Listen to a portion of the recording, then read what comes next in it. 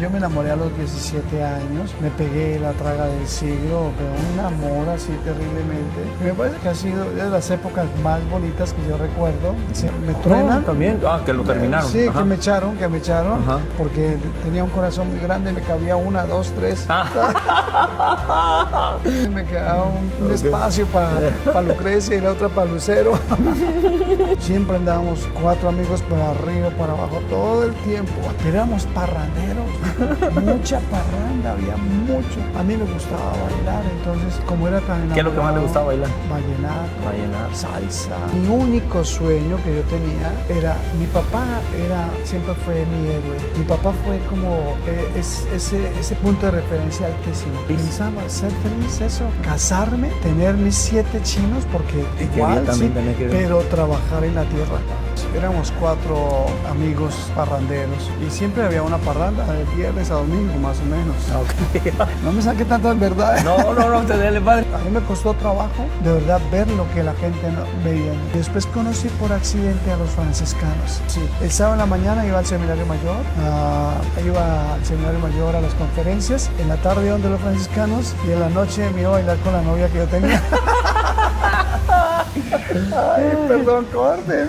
No, la novia no, ya me tocó empezar a decirle, bueno, ¿sabe qué? Más bien dejemos esto aquí. Después de ese momentico como que yo empiezo como que a aspirar, ¿sí? Mis jefes, ellos fueron los que me pagaron a mí el primer año y con la posibilidad de regresar a la empresa nuevamente. ¿Ya trabajaron en una empresa? Yo ya trabajaba en una empresa, sí. Pero el tiempo fue pasando. Mira, yo creo que yo me di cuenta que el Señor me dijo, ya deje de pelear conmigo, que de verdad yo te llamé. No, pues mi papá y mi mamá, después de yo no fui la oveja negra, yo fui la azul turquí. Mi familia no era que me quería tanto porque yo era muy conflictivo y borracho terriblemente. Pero entonces cuando yo entré al seminario, cuando yo entré allá en la carrera, sí, ya se pasó al polo opuesto, al extremo pues del era el preferido, negra, era el todo. Eso era una vitrina pues. Y yo le decía a mi mamá le decía cuando yo entré al seminario, ella sorprendidísima, ella no creía, ni papá, nadie creía, pero ¿quién iba a creer? En la empresa hicieron una apuesta. Que no. ¿Cuánto yo iba a durar? Bueno, no, 15 días, no, que ahora no. Es que me conocían de verdad. Me conocían demasiado. Nadie pero lo conocía más Dios. Sí, me conocía. Y eso no sabía nadie. Mis hermanos, ¿cómo están? Estamos en el programa de La Cuenta, por favor. Y hoy tenemos al Padre Memo, al Padre Guillermo, al Fray Guillermo, al Fray Memo, y vamos a contar su historia con Cristo y muchas cosas más. Así que bienvenidos al programa de La Cuenta, por favor. Corre video. Por favor, la cuenta, un día llegará el día que daremos cuentas. La cuenta, por favor, la cuenta, no olvides que pagaremos las cuentas de lo bueno y lo Padre, bienvenido al programa de La Cuenta, por favor. Tiene un sentido y un porqué este programa, tiene una razón del nombre. Me imagino que se ha dado una idea. La Cuenta, por favor, todos vamos a dar cuentas, pero al final hablaremos de eso. Mi querido Padre, gracias primero por estar conmigo en este programa. Y quisiéramos conocer primero un poquito más de usted, saber quién es, dónde nació, en dónde creció.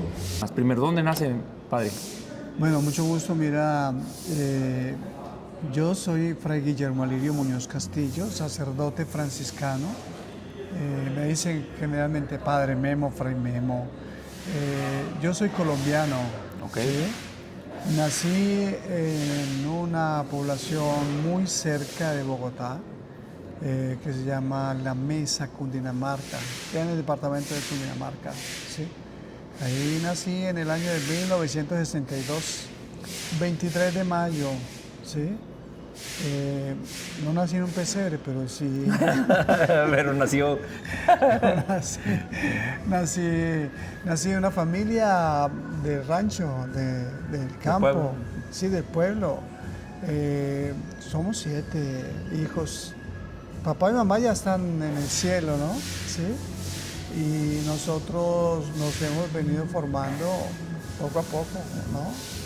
Pero mi vida se ha estado más o menos entre la familia, un poco del mundo, un poco de todo. Y de mis 63 años, obviamente ya llevo 40 años en la vida religiosa. ¿Qué más recuerda de su infancia, padre? ¿Qué más recuerda de su infancia? ¿Qué es lo que más le gustaba hacer? Oh, mira que de mi infancia recuerdo mucho, mi papá era policía. Ok. Y él era como la especie de dragoniente del pueblo, del caserío donde estaba ahí. Y recuerdo mucho que mi papá, cuando él tenía que ajusticiar a alguien porque cometió un delito, lo llevaba primero a la casa. Ah, sí. ¿Y Lo eso llevaba por qué? primero a la casa, lo llevaba primero a la casa, lo presentaba, lo sentaba a comer con nosotros, compartía con nosotros, ¿sí? Pero después lo metía al calabozo. Ah, sí.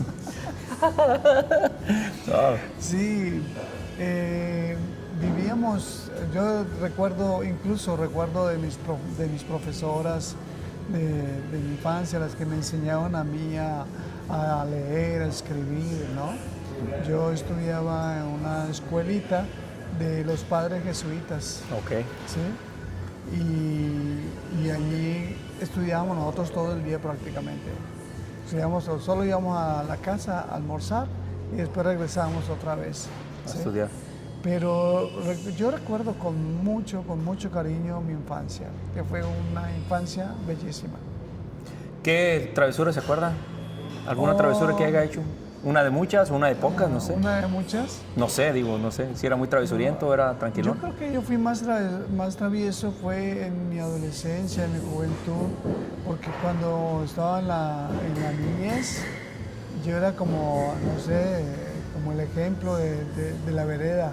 ¿Usted qué número de hijo es? Yo soy el número 4 de 7. Ok, de 7, ok. De 7, sí. Pues es que las pilatunas eran como no de uno, sino de todos. Ok. ¿Sí? Entonces, eso de que a veces mi mamá guardaba el chocolate en un cajón especial y no faltaba el momento cuando nosotros íbamos o yo iba, me robaba una pastilla y no la comíamos. Padre, ¿qué es lo que más recuerda de su papá, de su mamá? ¿Qué es lo que todavía se recuerda? Que diga, eso lo sigo recordando hasta el día de hoy. Me imagino que hay muchas cosas, pero una que nos pudiera compartir.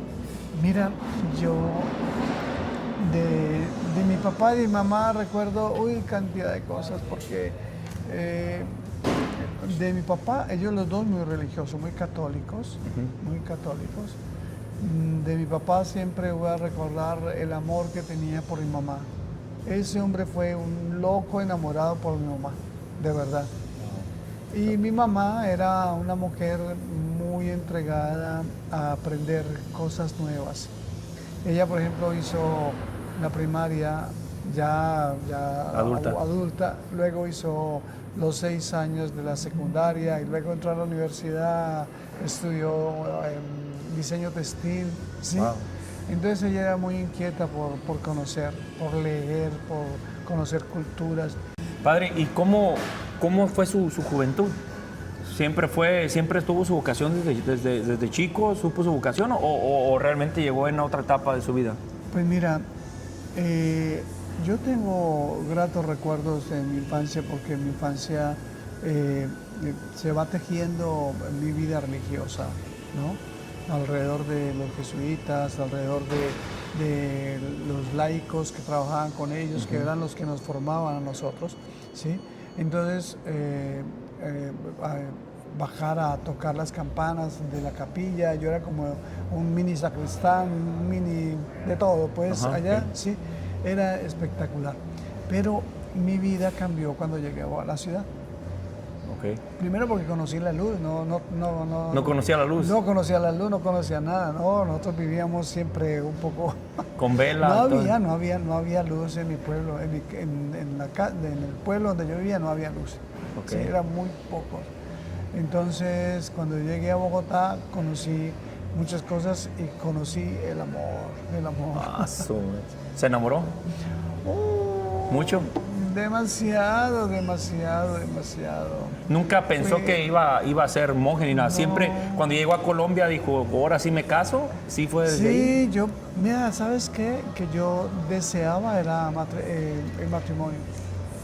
Yo, cuando era niño, yo deseaba ser sacerdote. Después Llegué a Bogotá a los 10 años, ahí entre los 10 y los 20 años, que fueron 10 años. Uno se queda en la casa y tiene obediencia a papá y a mamá por ahí hasta los 13 o 14 años y ya uno empieza como a liberarse un poco. Sí, claro. ¿Sí? Empiezan a liberarse un poco. Y yo incluso me alejé hasta de la iglesia católica. Wow. Un poco no, mucho tiempo duré por fuera, ¿sí? Yo a la iglesia iba a echar ojo a ver si encontraba una pelada bonita. Oiga, padre, ¿y por qué se va a Bogotá? ¿Cuál es la razón? No, porque es que a mi papá consiguió un trabajo, entonces salimos todos Todos se van. a la ciudad. Todos nos fuimos para la ciudad. No había una razón específica de usted, o sea, solamente era que toda la familia se movía para allá. Toda la familia iba todos íbamos para allá. Ya en Bogotá, en la capital, cambian muchas cosas para nosotros porque pues obviamente empezamos a estudiar en un colegio, en una escuela donde nosotros estábamos acostumbrados a estudiar con 20, 30 personas y llega uno a una escuela donde hay 500. ¿Qué fue lo que más le sorprendió cuando llega a la ciudad? Padre, que lo haya impactado, decir, ¿qué es esto? Los edificios. ¿Los edificios? Sí. Nunca había visto un edificio, nunca. ¿El mar sí? ¿La playa sí? No, el mar lo conocí ya mucho. Yo lo conocí cuando yo entré al seminario. ¡Ah, su mecha! Sí, claro. Yo lo conocí porque, pues, obviamente vivíamos nosotros muy... El mar era como el paseo del rico, ¿no? Ok. Sí, pero nosotros que tenemos nosotros éramos común y corriente, ¿sí? No había una posibilidad de pensar en el mar, ¿no? Entonces, sí, no, a mí me impresionó mucho esto, lo de los edificios. Incluso mi mamá decía cuando nosotros íbamos en el bus y empezaban, un edificio, hay otro edificio. ¿Eso es lo que más les impactaba? Sí, pero después lo que más nos impactó, los aviones. Los aviones. Uy, ¿Nunca sí. había visto un avión usted? Nunca los veíamos allá, eso es una estrellita, ¿no? La estrellita era un avión. No, nunca. Entonces eso fue, para nosotros fue una novedad muy, muy impactante y buena, excelente, ¿no? Padre, ¿en qué momento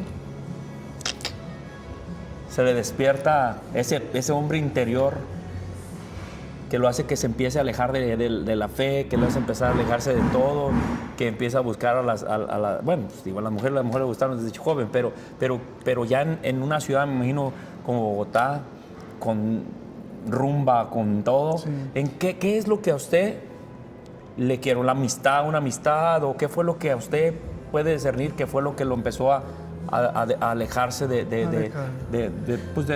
Dios sobre todo, ¿no? Me imagino, ¿no? De alguna manera, ¿no? Uno sí se va alejando uno de Dios. Mira, yo creo que cuando uno empieza a ver otras situaciones que son un poco más, en cierta medida, como placenteras, ¿no? Sí. En el sentido de que te dan a ti seguridad y que vas conquistando, ¿no? Cuando conquistas el corazón de la primera novia, uno se siente como un caballo palomo, sí. mercherón. Aunque le digo que nosotros tuvimos... La época donde yo vivía era una época extremadamente pura. Más tranquila, pues. Más sí. tranquila, no había tanta cosa, ¿no? Sí, como hoy, ¿no? No había, no, es que yo te digo que nosotros somos de la cultura donde la televisión era a blanco y negro y solo aparecía la televisión a partir de las 12 del día hasta las 11 de la noche. Hoy no es así, pero no, digo... No, sí, no. Entonces mira que cuando uno empieza a conquistar los espacios, uno empieza a darle un poco más de importancia a esos espacios, ¿sí? Yo no fui cuando era pequeño, no era muy ajuiciado en el estudio, no era disciplinado en el estudio.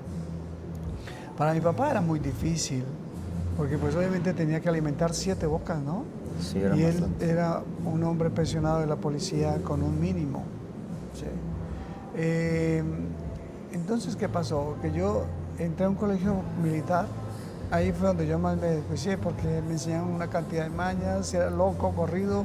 Yo paraba más no en el aula, sino en el calabozo. ¿Qué es lo que más le daba miedo, padre, en esa edad que se destrampa? ¿O nada le daba miedo? No. Yo recuerdo que en el colegio habían, no sé si era una fábrica de ladrillos, pero eran unas pilas de unas columnas gigantes en piedra y eso. Nosotros nos subíamos hasta la copa y saltábamos de una columna a la otra columna. No sentíamos miedo, nada. Entonces, ¿le llega el amor? Me llega el amor, me llega el amor, me conocí el amor, yo me enamoré a los 17 años, me pegué la traga del siglo, pero un amor así terriblemente. Y me parece que ha sido de las épocas más bonitas que yo recuerdo, ¿sí?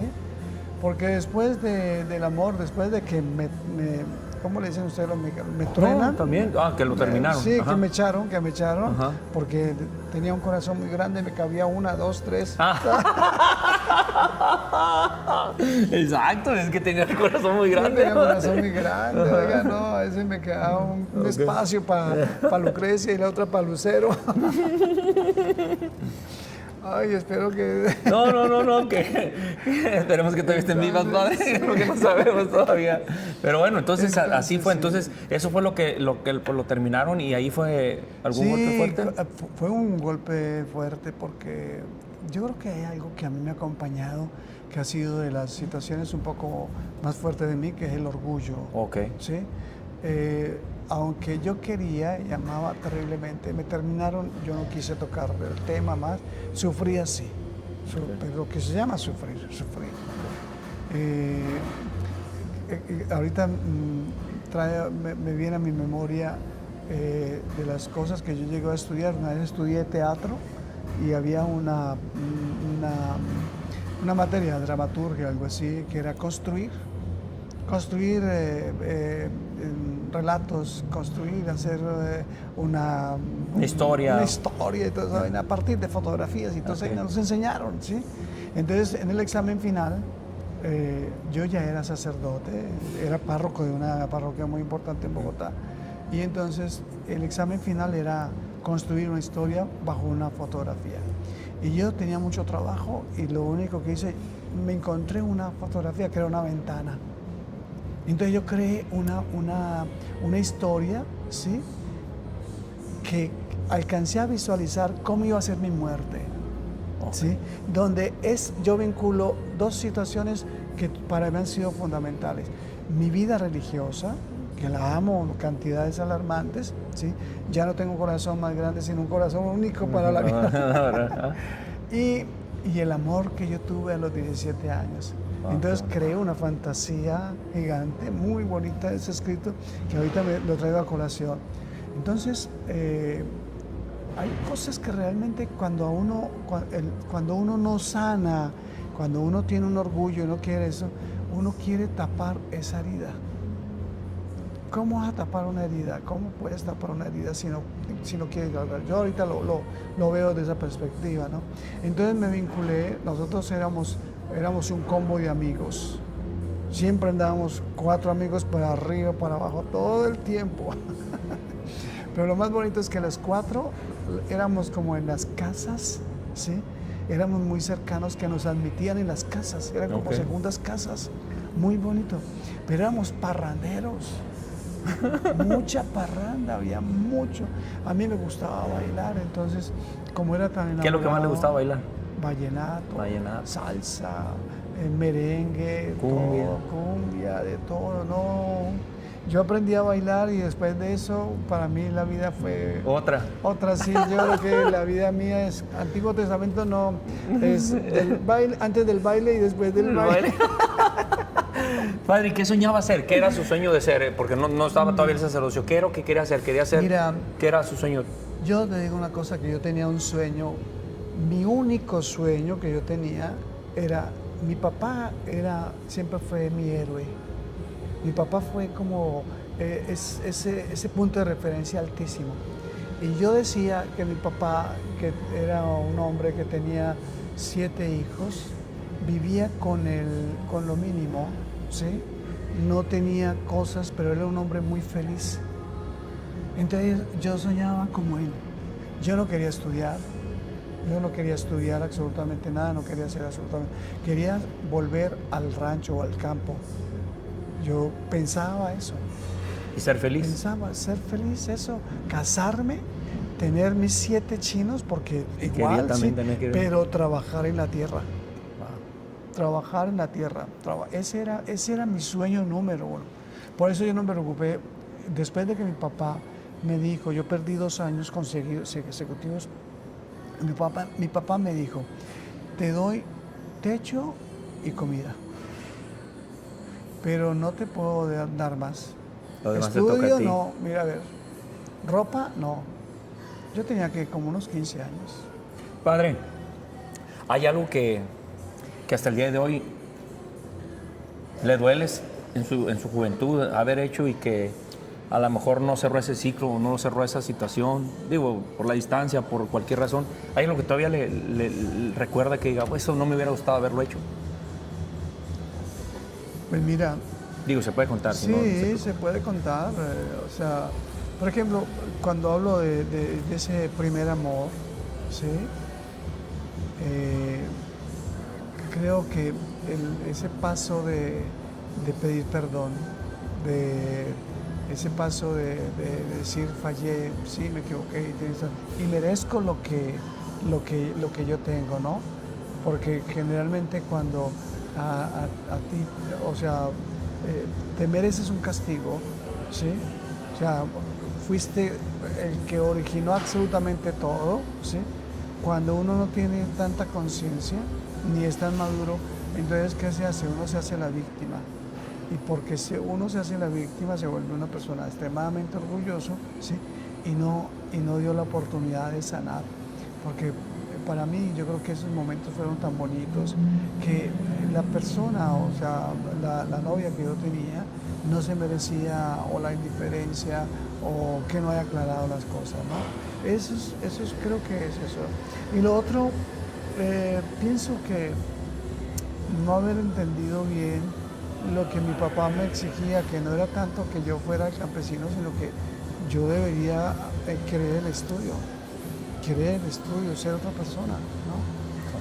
Pero bueno, todo eso se fue dando poco a poco, pero es que uno quisiera recuperar el tiempo, pero ya no puede recuperar el tiempo. No puede recuperar el tiempo. Padre, acabé de ir a Asís este año, fíjese. Me tocó ir a Asís. Es un pueblo que me enamoré de él, pero me enamoré también de la historia de San Francisco de Asís. Lo había escuchado, pero nunca le había puesto atención, no soy honesto. Pero ese día que fui para allá y estuve en Asís y ver esos paisajes, ese lugar que es un lugar silencioso, pero con una paz increíble, me dejó impactado. Y conocer la historia de él, de cómo él se convierte y hace todo lo que hizo, fue muy bonito conocerlo. Tanto que compré muchas cosas que me pegó mucho. ¿Compraste la Cruz Tao? Exactamente, la tengo ahí. Compré hasta una reliquia que tengo por ahí. Pero bueno, el chiste, padre, es de que me encantó la vida, esa espiritualidad, pues me gustó muchísimo. Pero entendí muchas cosas porque una cosa es que tú lo escuches, otra cosa es que vivas, aunque sea algo de lo que vivió ese santo. Y ver esos paisajes, ese lugar, si hoy es silencioso y con una paz, no quiero imaginarme cuando él vivió y caminó por esos lugares, lo que experimentó y todo eso. ¿Cómo llega un hombre que se la parrandeaba, que le gustaba de tocho, morocho? ¿Qué pasa en su vida para que des el giro primero? Y después llegaremos porque pudiera haber sido diocesano, pudiera haber sido, pero después platicaremos un poquito y que aquí tiene un poquito más la gente. Pero, ¿qué pasa en su vida, padre, que le despierta el...? Mira que yo te decía que éramos 4 amigos parranderos y siempre había una parranda de viernes a domingo, más o menos. Okay. Dios mío, yo creo que la gente no me va a volver ni a pedir una bendición. No me saque tantas verdades. No, te dele, padre. Ay, al fin y al cabo, pues, la vida la vida religiosa no es para un extraterrestre, ¿no? No, es una para un ser persona humano. común y corriente, y Dios obra ahí. Ay, claro.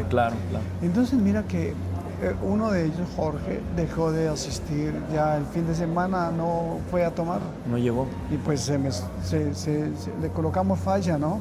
Ok. Llamábamos lista. Y entonces después ellos empezaron a convencerme, Jorge empezó a convencerme. Luego es que empecé a ir al Minuto de Dios. El Minuto de Dios es un barrio allá en Bogotá, un barrio que fundó un sacerdote jesuita, eudista, el padre García Herreros, que es una persona muy importante, y él fue el que llevó la renovación carismática a Colombia. Ok. La renovación carismática entró por Bogotá con ese movimiento del padre García Herrera, bellísimo. Entonces ellos me invitaron, yo fui a esa cuestión, pero porque me insistieron demasiado, ¿sí?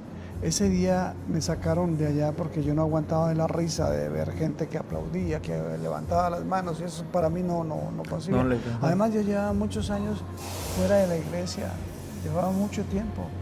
Entonces ellos se enojaron conmigo y me invitaron, ahí había una invitación a un seminario de vida en el Espíritu. Entonces dije, voy a hacerlo para conquistar el corazón de mis amigos, que lo sería y todo eso.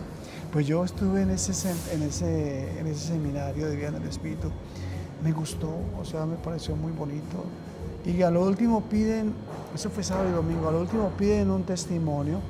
Entonces yo doy mi testimonio como para endulzar más el amor. El amor de la gente. Y entonces yo di mi testimonio, y entre el testimonio yo dije que cuando yo era niño deseaba ser cura. Cuando yo siempre deseé ser cura cuando era niño, pero yo ahorita no, porque estoy enamorado. Y yo tenía un tatuaje en ese entonces, me mandé a hacer un tatuaje con las iniciales de la mujer que yo quise en ese entonces. Ajá. Y salió una monjita y me dice, tienes que volver porque tú tienes vocación. Así me dijo. Yo no, y te digo que fue un conflicto muy fuerte porque yo tenía seguro lo que yo quería hacer. Casado, tener mis hijos, tener esto, ¿sí? Y después con otro gran amigo que yo conseguí ahí en el Movimiento de la Renovación, empezamos caminamos a conocer gente, no sé qué. Y yo fui a parar al Seminario Mayor, a los diocesanos, por una invitación que me hizo un gran amigo ya mayor, que me dijo que podía ir porque en un comienzo alguien me tocó y me dijo, cuando me dijeron que yo podía volver al seminario, ¿sí? Entonces yo empecé a ir a los de los eudistas a bailar y a pasarla bueno, porque la pasábamos riquísimo, muy bueno, pero ya era una cuestión más religiosa, ya más espiritual, cristiana. ya había entendido el movimiento. Ya, sí. Exacto. Entonces me dijeron, oye Memo, ¿y te gustaría ser religioso? Y dije, pues no sé. Cuando me dijeron, ¿cuántos años tienes? Le dije yo, 20, tenía que como 20, 21. Me dijo, no, ya está muy viejo, usted ya no sirve para esto. Los planes de ellos. Y después, cuando nosotros cambiamos de casa, llegamos a una casa, entonces yo me fui a una tarde a la iglesia, ¿sí? Porque ya uno empieza como a... Cuando hay una semilla que se la sembraron, la pureza de papá y de mamá, cuando hay una semilla, esa semilla, cuando la vuelven a esto, brota. Entonces empezó a brotar esa semilla y yo encontré a Claudio rezando, pero era una persona ya adulta. Y yo le dije, padre, me dijo, no, yo no soy padre. Yo estoy comenzando el seminario. ¿Cuántos años tienes? 40. Uy, pues, sí, pero ¿qué es esto? Entonces yo le conté todo el rollo, me dijo, no, ¿por qué no vas al seminario mayor? Hay un retiro que bueno, voy a ir. Y yo fui y me vinculé con el seminario mayor. Y di con una monja corridísima, porque esa mujer, ella veía lo que yo nunca veía en mí. Ella me veía una vocación y me decía, sí, Memo, tú tienes vocación. Y dije, no. Yo iba, ¿sabes por qué yo empecé a ir al seminario mayor? Porque recordaba mi niñez, mi infancia, cuando yo iba a la escuela, cuando yo iba al templo, cuando era porque mi infancia fue muy pura. Muy bonita. Entonces, muy bonita. Entonces, eso lo añoraba. Entonces, en la iglesia, en las conferencias, me hacían referencia de esto, pero no era porque yo decía, sí quiero ser cura. No, a mí me costó trabajo, de verdad, ver lo que la gente veía en mí. Yo no veía eso. De verdad que a mí me costó trabajo. Yo no es que haya peleado con mi Dios, sino que yo decía, pero yo quiero casarme. Exacto. Entonces yo me mostraba como era. Exacto. Yo no negaba. Y me hicieron un proceso con los diocesanos y después conocí por accidente a los franciscanos. Y empecé a asistir. En la mañana iba uno, el sábado, el sábado era todo así. El sábado en la mañana iba al seminario mayor, iba al seminario mayor a las conferencias. En la tarde iba donde los franciscanos y en la noche me iba a bailar con la novia que yo tenía. Ay, perdón, corte. No, debe, que va bien, vamos bien. Oiga, y entonces sí, pero llega un momento donde uno dice, no. Yo recuerdo que yo le dije, yo tenía una novia, entonces yo le dije, mira, estoy metido en esta locura,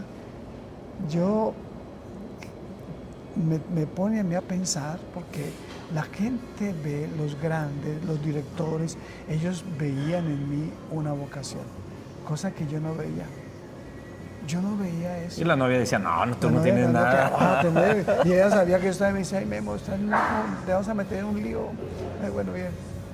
Entonces cuando yo le dije a ella, le dije, mira, voy para una convivencia, yo voy a ir a una convivencia con los franciscanos, voy a ir a una convivencia. Y esa convivencia, para conocer, claro. Yo de ir siempre en Bogotá, me dan la oportunidad de ir a Medellín, y Medellín es bonito, yo voy para Medellín.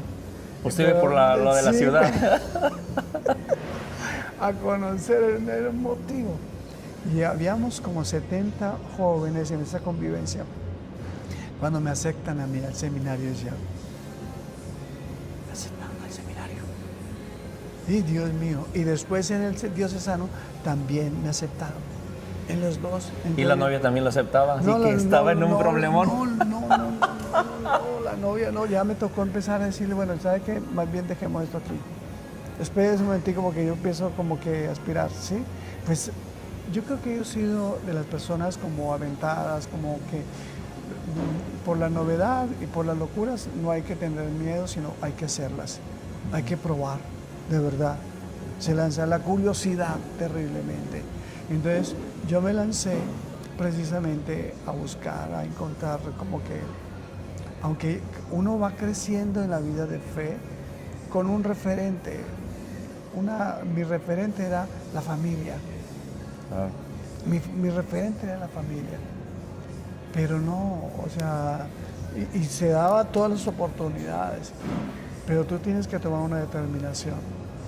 Mis jefes, ellos fueron los que me pagaron a mí el primer año y con la posibilidad de regresar a la empresa nuevamente. ¿Ya trabajaba en una empresa? Yo ya trabajaba en una empresa, sí. Entonces, yo trabajaba en todo. Yo trabajé desde los 15 años en todo lo que fue. Entonces, ya entré al seminario, pero en el seminario, mira, en el seminario iba pasando etapas y yo iba pasando las etapas. Yo no dejaba de ser el mismo loco, trabajador, me encantaba lo que me colocaban a mí en el seminario, me encantaba porque para mí era como un año sabático, es decir, yo dije, voy a hacer algo diferente de lo que yo estoy haciendo, claro. ¿Sí? Pero habían cosas que me gustaban mucho, aunque a mí me gustaba más, yo estando en el seminario dije, yo quisiera de verdad como que más el matrimonio, pero seguía ya aprendí, entonces que nos enseñaban que latín, que nos enseñaban iglesia, que nos daban Biblia, que nos daban esas clases que me parecían muy agradables, y el trabajo con los abuelos me gustaba. Yo trabajaba mucho con los abuelos, me encantaba trabajar con los abuelos. Cuando ese año pasó y yo pasé al noviciado,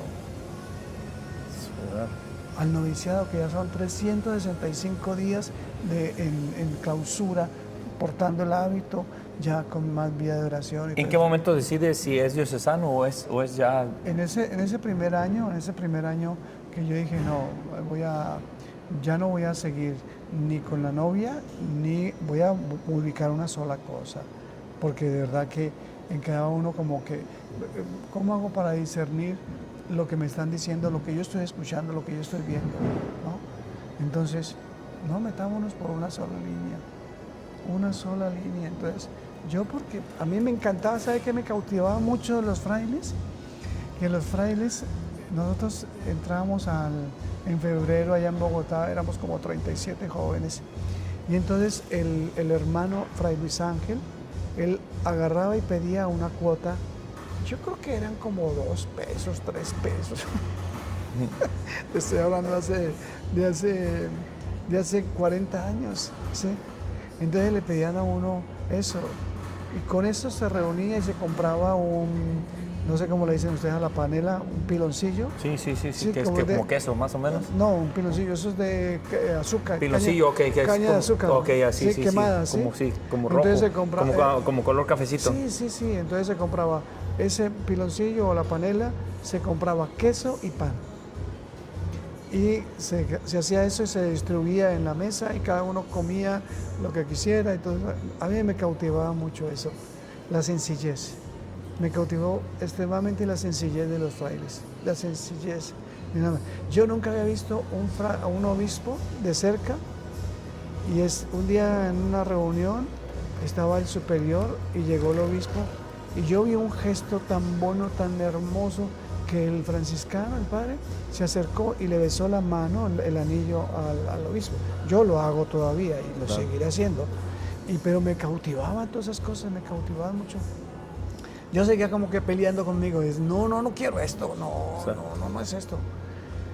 Pero el tiempo fue pasando, y mira, yo creo que yo me di cuenta que el Señor me dijo, ya deje de pelear conmigo, que de verdad yo te llamé.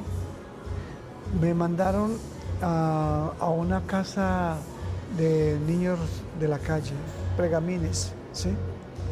Y allá, eso me costó trabajo, la primera semana me costó trabajo, demasiado tiempo, porque tocaba estar pendiente de ellos.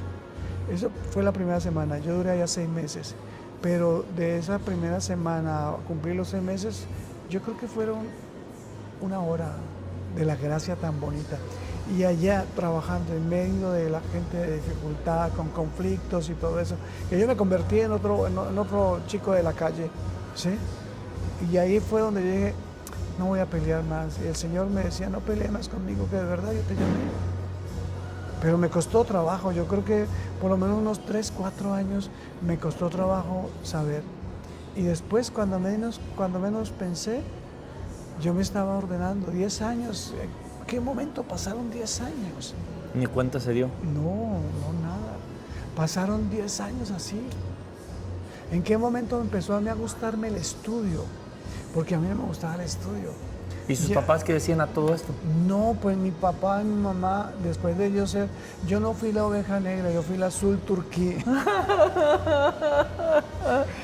Entonces, no, mi familia no era que me quería tanto, porque yo era muy conflictivo y borracho terriblemente. Pero entonces cuando yo entré al seminario, cuando yo entré allá en la carrera, sí, ya se pasó al polo opuesto, al extremo, pues, de la era el preferido, negra, era el todo. la blanquita. Eso era una vitrina, pues.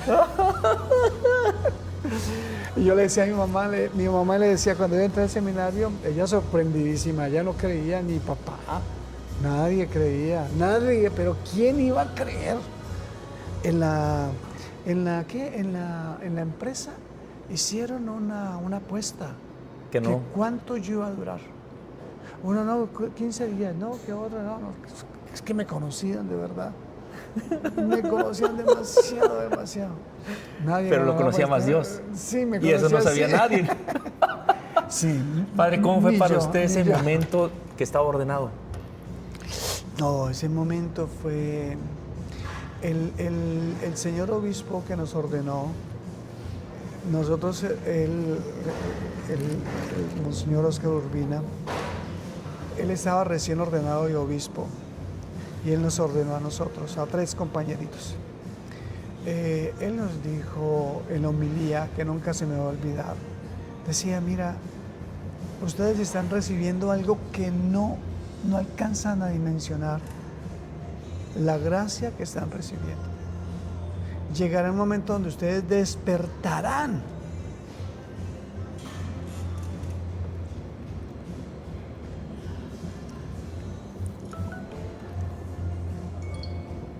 Despertarán a la gracia.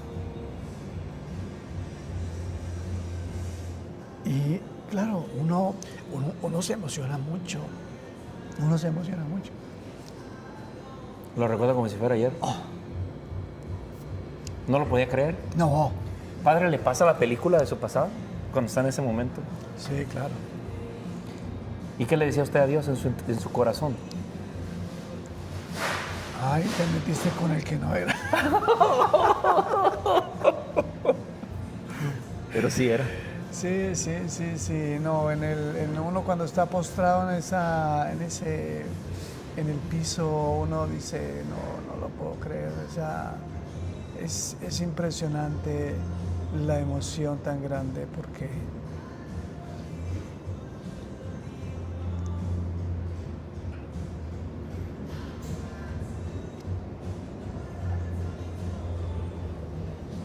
cuando tú ves la gracia, cuando mides, no alcanzas a calcular la gracia, ¿sí? Pero ves tu pequeñez, ves lo que es uno. Uno conoce lo que uno es y mi Dios se compromete y Él mete las manos al fuego y no mete las manos sino que da la vida por ti, ¿sí? Y uno empieza a comprender y el Monseñor Oscar decía eso, van a recibir, cuando ustedes se den cuenta lo que recibieron ese día, no sabrán cómo expresar tanta emoción, llorarán mucho tiempo del agradecimiento de lo que sucede. Y sí, con el tiempo uno dice, no, es algo bellísimo. Yo cumplí ahorita 29 años de sacerdote. 29 años de sacerdote. Aquí los cumplí en Phoenix. Si sacara un momento, porque me imagino que hay ser muchos, pero un momento que ha volteado al cielo y he dicho, gracias Dios. ¿Cuál ha sido? ¿Algún momento en su vida que diga, gracias por permitirme esto? ¿Cuál ha sido? De muchos, me imagino que tiene muchos, pero uno que diga, este lo sigo recordando todavía.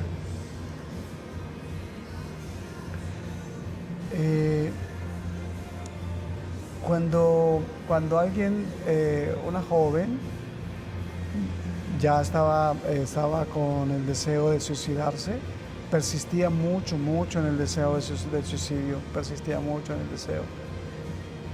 Yo no sé qué le dije. La verdad no sé, no creo que no, o sea, no trato de recuerdo sí el hecho como tal, pero no recuerdo las palabras. La palabra. Que fue algo tan impresionante, donde es una persona que optó por la vida, empieza a descubrir la grandeza de la vida, empieza a encontrar precisamente como que las respuestas, como el que había un nudo ahí y se desata. Y ve un camino diferente o el real, el auténtico. Y ver que el conflicto que había entre sus padres, obviamente el encuentro, la sanación que hay mutuamente, uno dice, oh, es mejor. Uno dice, cuando uno ve tanta gracia, uno dice, definitivamente eso no lo hace sino mi Dios, mi Dios. Piensan que los padres no tienen vida, porque mucha gente piensa que es la peor opción que pueden tener un ser humano, padre, es la verdad. Sí. Pero mucha gente no comprende. Pero es un ser humano que se enoja, se ríe, llora y todo lo demás. ¿Qué lo hace? ¿Qué es lo que más le gusta en su pasatiempo? ¿Qué es lo que más le gusta hacer a usted? Mira, me gusta caminar. Yo he conocido aquí Chandler. Chandler, todo esto Chandler. Sí, he conocido porque camino mínimo 8 kilómetros diarios. Sí, Wow. me encanta caminar. Me encanta la parte de todo lo que tenga que ver con la salud, ¿sí? Pero me encanta también el silencio. Sí. El silencio, el silencio. Mira, yo estoy finalizando un año sabático. Okay. Un año sabático donde realmente los primeros momentos fue volver al silencio, a la soledad. Eso me parece que es Hermoso. bellísimo, bellísimo. Y uno tiene que empezar a conquistar ese lugar que es como tan tenebroso para muchos, ¿sí? Como es la soledad. Conquistar ese lugar, mi señora soledad, ¿sí? Amar esos espacios de encuentro, donde no hay el computador, donde no hay esto, no, estás tú solo, nada más, con la grandeza del Dios que te favorece, que puedes escuchar hasta los mimos de ese Dios por ti. Entonces, sí me gusta caminar, la soledad, pero también me gusta disfrutar, ¿sabes qué? A la gente. Cuando tengo un espacio libre, aquí he tenido la oportunidad de conocer muchas personas y disfrutar de esas personas, porque uno aprende más de lo que uno puede enseñar. Entonces eso. ¿Qué es lo que le hace reír? ¿Me hace reír? Que diga esto me asombra. ¿Hay algo en específico? Pues yo creo que a mí me hace reír casi todas cosas, o sea, no. Una vez una señora me decía, padre, ¿usted no se ha dado cuenta cuál fue el don que le regaló el Señor? Le dije, no, me dice, eso de que usted la pasa riendo. La alegría, que también es un don muy bonito. Sí, claro. Entonces, cuando hay confianza, me gusta hacer pilatunas para reírme, de todo para reírme. ¿Qué lo hace enojar? ¿Me hace enojar? ¿Qué lo hace que ay, esto no, todavía no lo... Bueno, antes sí me hacía enojar mucho, todo. Pero hoy en día hay cosas que realmente son muy pocas las cosas que me hacen enojar. Posiblemente una de las cosas que puede esto, aunque uno guarda mucho, la injusticia. La injusticia, la falta de seriedad frente a un compromiso. Eso me parece que es maluco, ¿no? Creo que lo que más me saca de quicio, aunque no lo demuestro, trato de ser una persona, la mentira. Sí. La mentira me parece que eso es... Porque cuando te dicen una mentira a ti te están insultando. Claro. Te están diciendo que tú eres un niño, que tú eres bobo, que tú eres... no es tanto la mentira, sino todo lo que representa la mentira. Entonces, eso en cierta medida me parece maluco. ¿Qué es lo que más le gusta de su vocación, padre? De mi vocación, Sí. celebrar la Eucaristía, confesar, dirigir espiritualmente, sí, me encanta. Mira que yo le pedía a Dios en este año yo estaba viviendo en Asís. Oh, sí. Sí, yo estaba en Asís, yo llegué de Asís ahorita el 5 de noviembre. Y yo le decía al Señor, allá vivo con 70 frailes, 60 frailes, todos celebramos. Decía, yo muy agradecido con él porque tenía un tiempo de silencio, de encuentro, de todo, ¿sí? Pero yo le decía, dame un lugar donde yo pueda disfrutar la vida ministerial, donde yo pueda llegar a decir, aquí hacía falta un curita, aquí estoy, ¿entiendes? Y yo llegué aquí por la Madre Gabriela, la de las comunicadoras, la fundadora de las comunicadoras, pero vine por 15 días y duré casi un mes. Y después me fui para Italia a terminar una especie, ¿sí? Y le insistí al Señor y me mandó para acá. Yo no busqué venir a Arizona, a Phoenix, no busqué. ¿Vino al desierto, padre? Ay, sí, claro. ¿Cuál desierto? Aquí hay pura gracia. Hay muy poca gente a lo mejor ha ido a Asís, padre. ¿Qué es lo que más le gusta de Asís? Porque hay gente que puede ir para allá. A mí me encantó, de verdad. Hay algo que se quedó allá mío. Sí. De verdad, hay algo pasó en esa ciudad. A mí Roma me encantaba, y Roma, pero no conocí a Asís. A mí Roma no me gustó. Conocí a Asís y me encantó Asís. Siento muchos sentimientos ahí. O sea, es como una bola de sentimientos. En veces voy manejando, recuerdo esas calles caminando, porque yo me quedé precisamente en un hotel enfrente de la basílica. En mero enfrente me quedé. ¿La basílica donde está la tumba o ¿Dónde está la tumba? ¿Dónde está la tumba? porciúncula. ¿Dónde está la tumba? ¿Dónde está la tumba de Asís? Bueno. Que está un caballo, Sí, y que está que me impactó lo del caballo. Fíjese que yo no sabía la historia hasta que me subí a un tour y medio la platicaron. A ver si ahorita nos la platico un poquito más, la del caballo. El retorno de Francisco. Es que el retorno de Francisco. Pero ¿qué es lo que más le encanta de Asís? Mira, para mí Asís es como, tú tienes una fotografía que te recuerde a algo bello, algo que iba, uy, me encanta ver esa fotografía. Asís es eso, Asís es una fotografía, quedó registrado y tu experiencia también fue mi experiencia. Por ejemplo, cuando yo caminaba, porque yo caminaba todos los días, pues yo decía, miraba el esplendor, el atardecer, veía los paisajes. Yo decía, el viento. Imposible no llegar a sentir a Dios.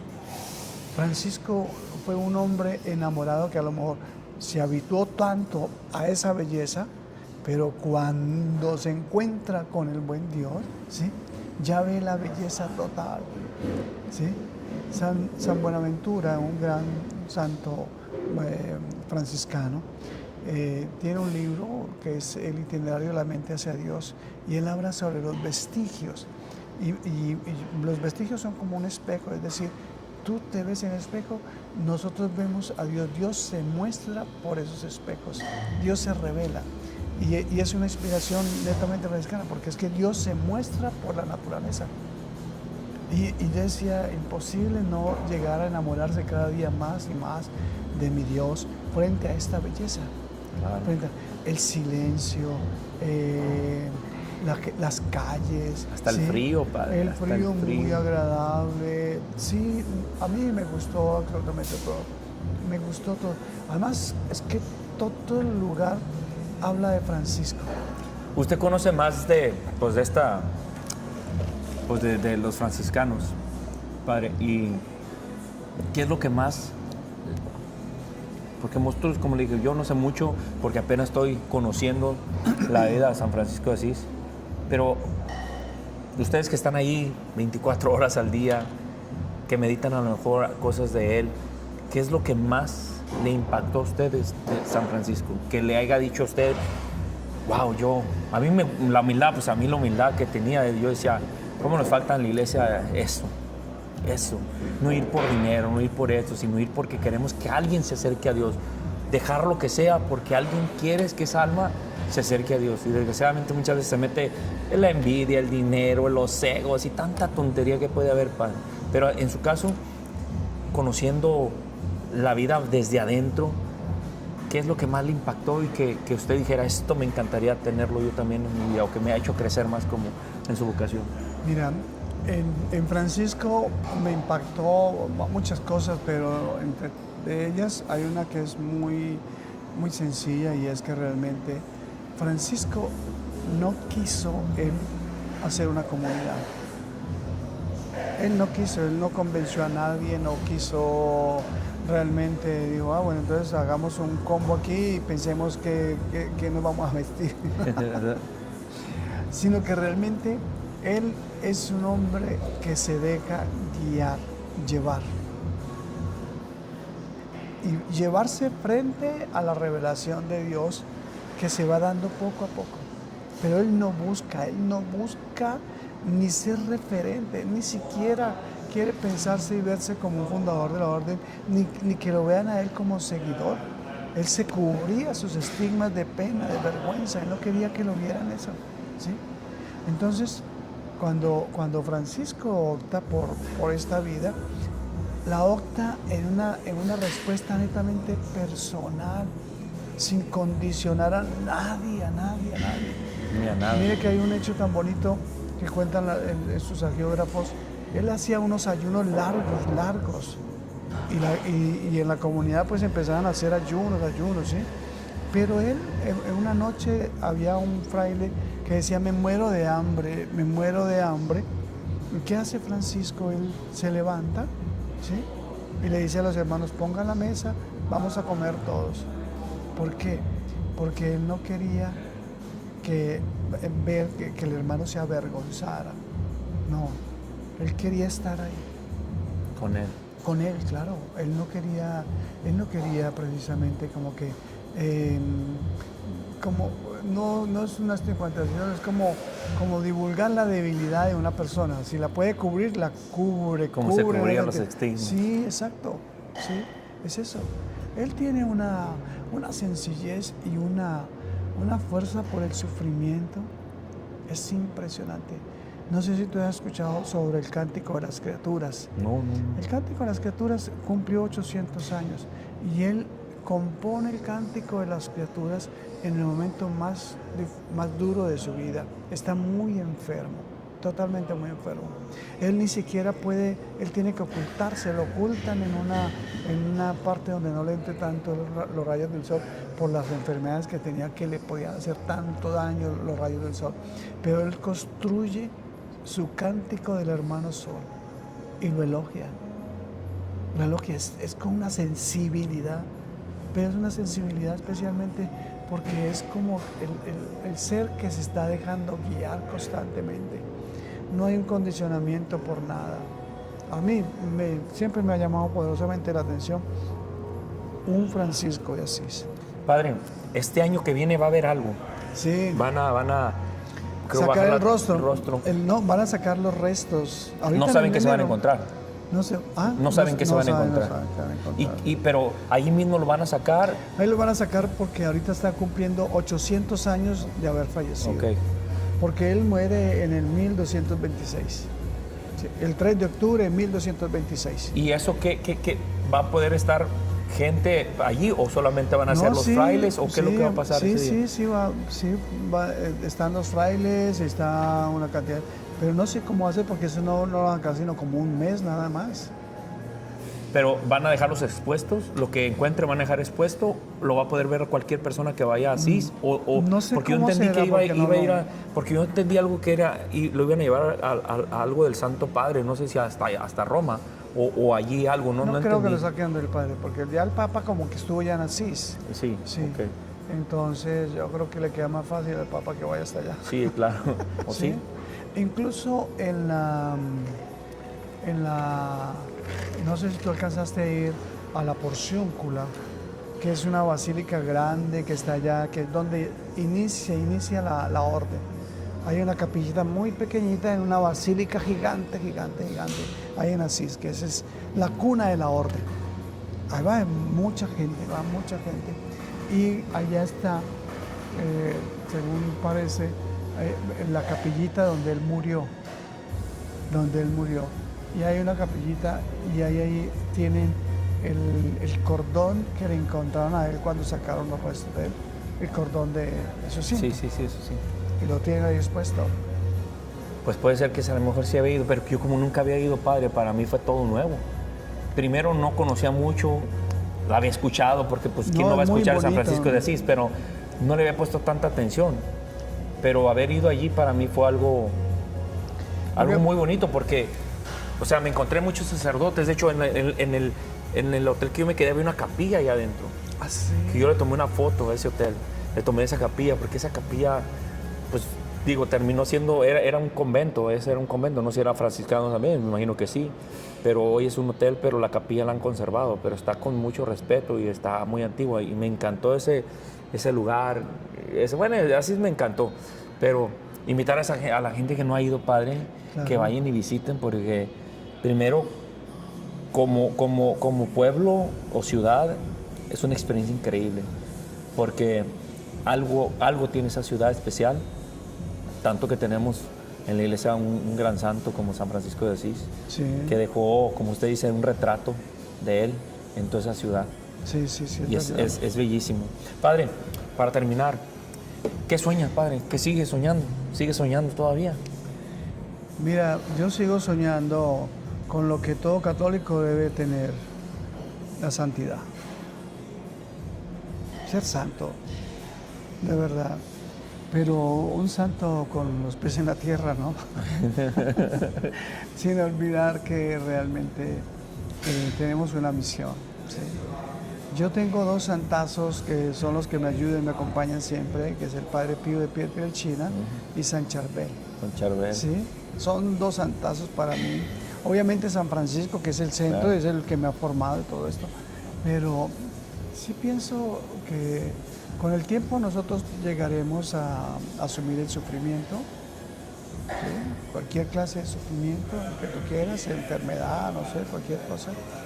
Y el silencio, la soledad. Yo digo, en algún momento tendré que retirarme un poquitico más. Este año me gustó mucho porque tuve un tiempo para retirarme un poquitico más, tener un poco más de soledad. ¿Sí? Sueño con eso, sueño con entregarme un poco más, ¿no? Con entregarme un poco más porque yo entiendo mi vida ministerial, mi vida sacerdotal al lado de los laicos. O sea, yo me ordené por los laicos y me ordené por la fe de los laicos. ¿Sí? Y tengo que seguir formándome, especialmente en la vida espiritual.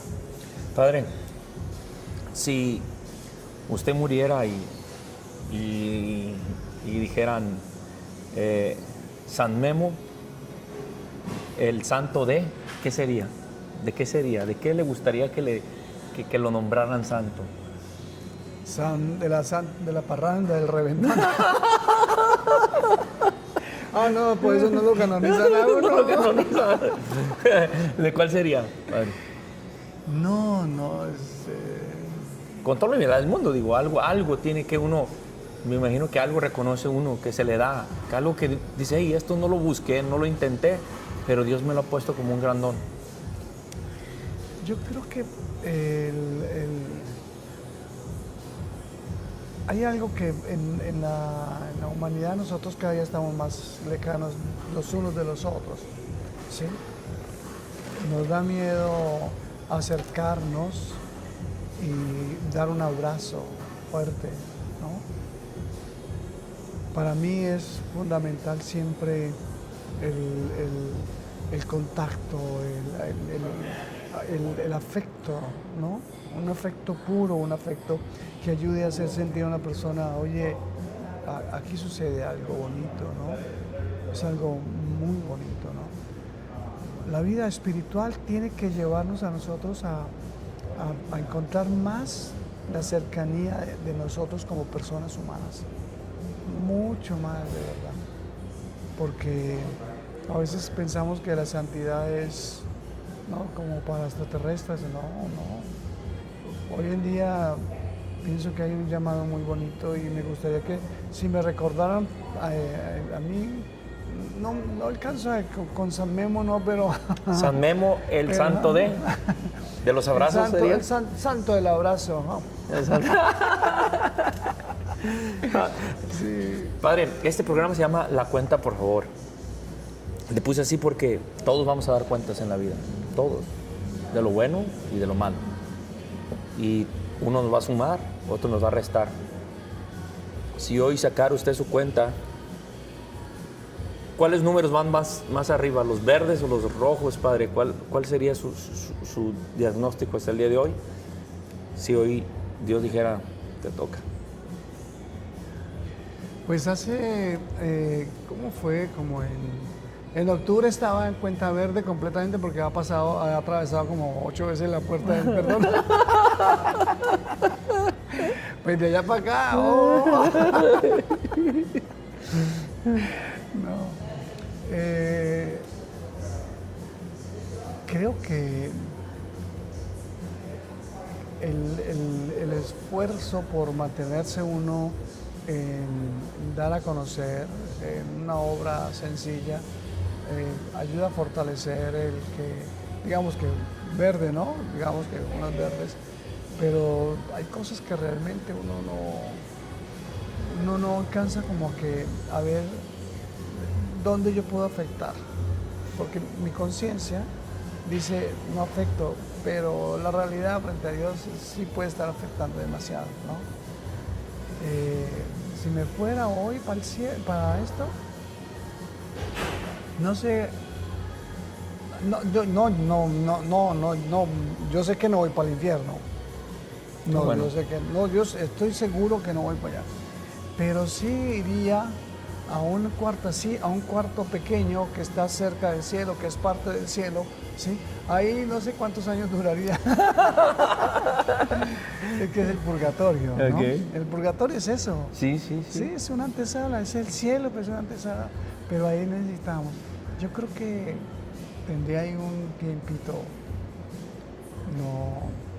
Tengo el consuelo de que realmente hasta el momento he tratado de hacer las cosas bien, aunque en mi adolescencia, aunque hice sufrir demasiado a las personas, a mi familia, a mi mamá, yo la hice llorar demasiado, mucho. Tengo una anécdota pequeña. A ver, dale. Cuando yo estaba en Cúcuta, era sacerdote allá y mi mamá fue a mis cumpleaños. Y yo le jalaba mucho la renovación carismática, pero yo dejé la renovación, ¿sí? por algunos motivos. Y entonces, no por la renovación, sino por mí. Que tenía ese momento como en unas crisis así un poco. Entonces, iba a una misa, había mucha gente. Y entonces yo le dije a la gente, mira, yo le doy gracias a Dios por mi cumpleaños, pero le doy gracias a Dios por el regalo más bonito que me dio fue que mi mamá estuviera hoy en mi cumpleaños. Y toda la gente, ¿dónde está la mamá del padre Memo? Y la identificaron y de una vez se le fueron encima a ella. La abrazaban y le decían cosas bonitas. Y mamá dijo, si mi hijo una vez me hizo sentir mal, esto lo perdona todo. Híjole, qué bonito, ¿no? Sí. Padre, ¿qué le diría a una persona que no le interesa las cuentas? ¿Qué le diría para despertarle esa conciencia de que sí va a importar un día las cuentas que va a dar en la vida? Mira, yo creo que la cuestión aquí es de oportunidades. Cuando nosotros tenemos una ausencia de Dios, es porque no nos hemos dado esa oportunidad.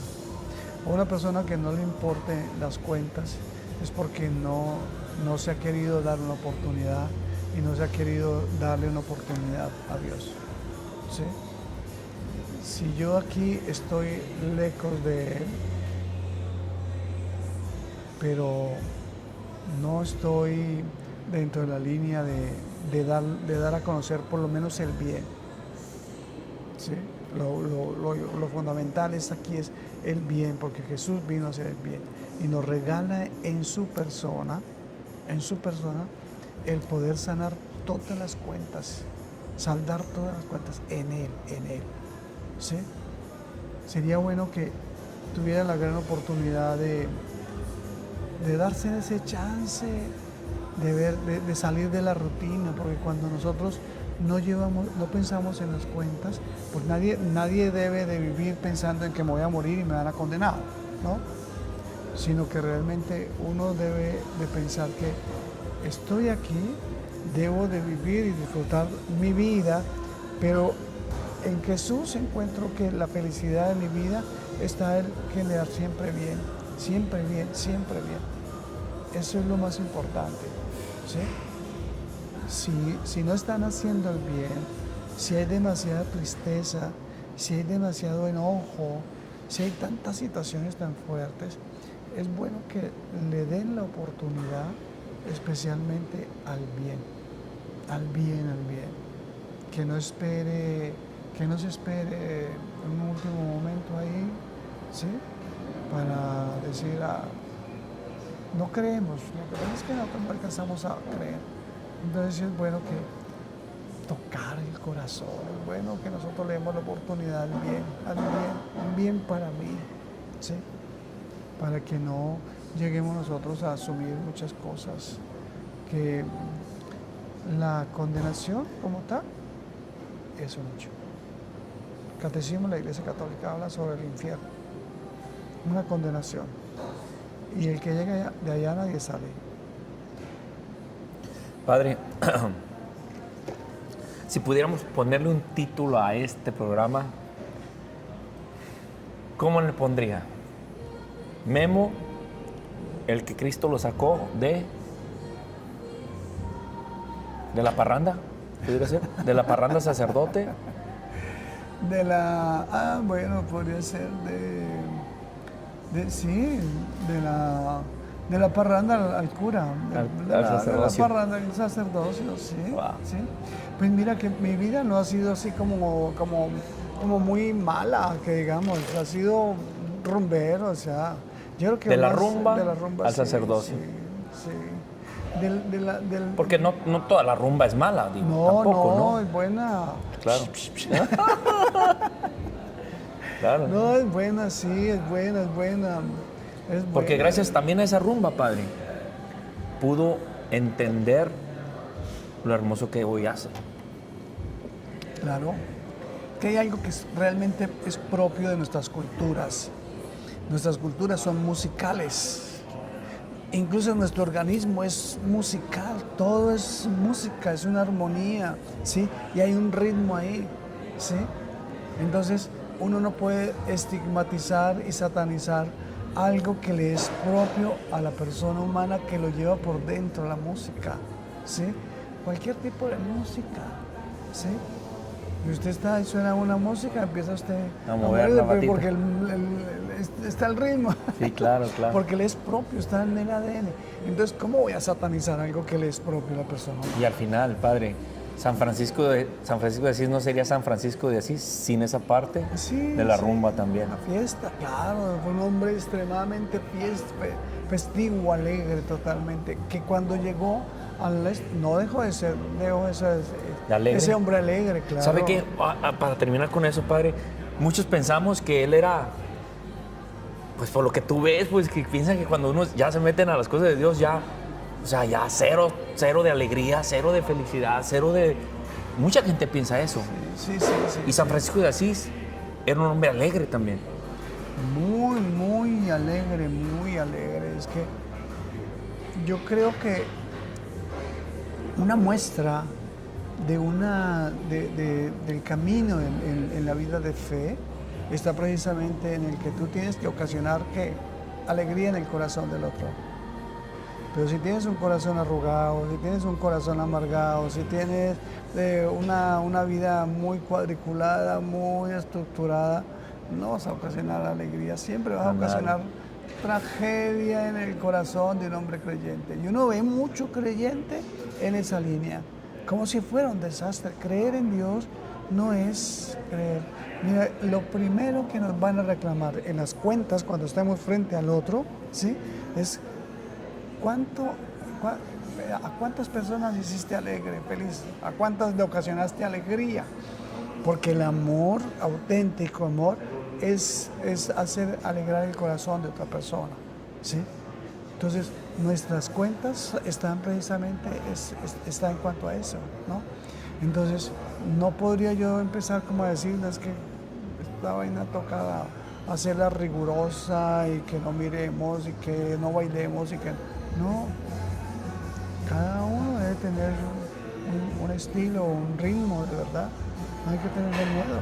No sé por qué un padre de familia no baila con sus hijos. Sí, un padre de familia, no, es que ya soy papá, entonces ya tengo que encerrarme y satanizan todo absolutamente.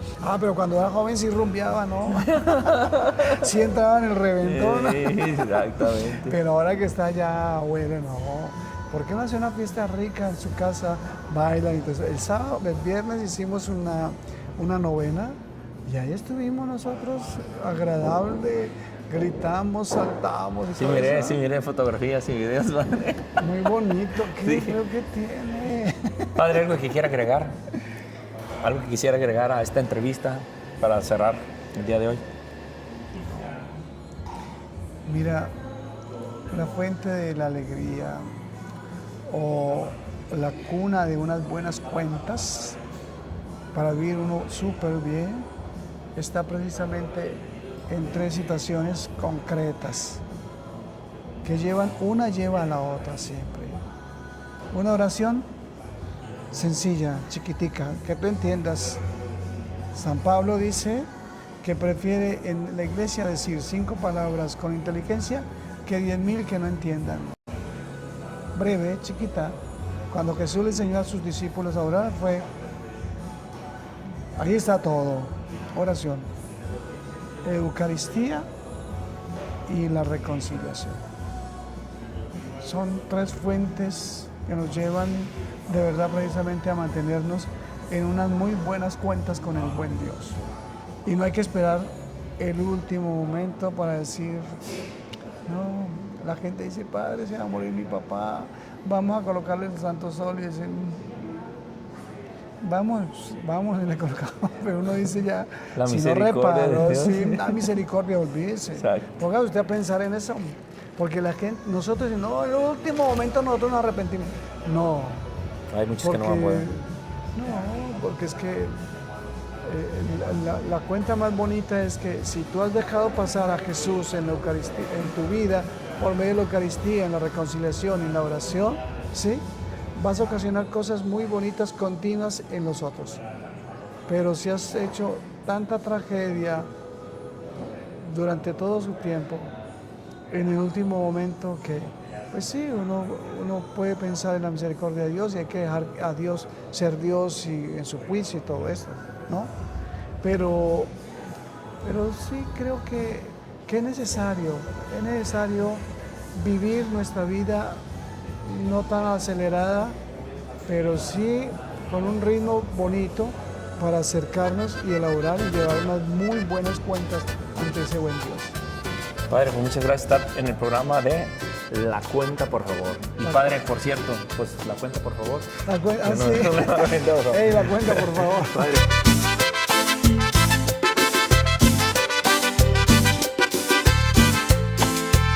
La cuenta, por favor, la cuenta.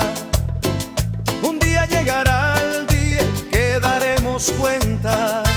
La cuenta, por favor, la cuenta. No olvides que pagaremos las cuentas. De lo bueno y lo malo daremos cuentas. Es mejor sumar.